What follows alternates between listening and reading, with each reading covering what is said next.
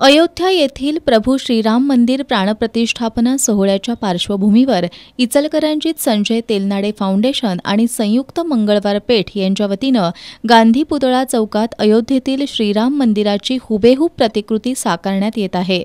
या ऐतिहासिक सोहळ्यात साक्षीदार होण्यासाठी इचलकरंजी शहर आणि परिसरातील रामभक्तांनी 22 जानेवारीला सकाळी 9 वाजता शिवतीर्थापासून महात्मा गांधी पुतळ्यापर्यंत निघणाऱ्या शोभायात्रेत सहभागी व्हावं असं आवाहन करण्यात आलंय।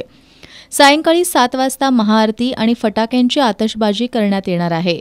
श्री प्रभू रामांचं दर्शन घेण्यासाठी 22 जानेवारी ते 24 जानेवारीपर्यंत मंदिर सर्वांना खुलं ठेवण्यात येणार आहे। या सर्व कार्यक्रमाला नागरिकांनी मोठ्या संख्येनं उपस्थित राहावं असं आवाहन आयोजक संजय तेलनाडे फाउंडेशन आणि संयुक्त मंगळवार पेठ यांच्या वतीनं करण्यात आलंय। दर्शनासाठी येणाऱ्या नागरिकांना लकी ड्रॉ कूपन वाटप करण्यात येणार असून यातील 20 लकी ड्रॉ विजेत्यांना अयोध्या येथील राम मंदिरात दर्शनासाठी घेऊन जाण्यात येणार आहे। याचा संपूर्ण खर्च संजय तेलनाडे फाउंडेशनच्या वतीनं करण्यात येणार असल्याची माहिती संजय तेलनाडे फाउंडेशनचे संस्थापक अध्यक्ष संजय तेलनाडे यांनी दिली आहे।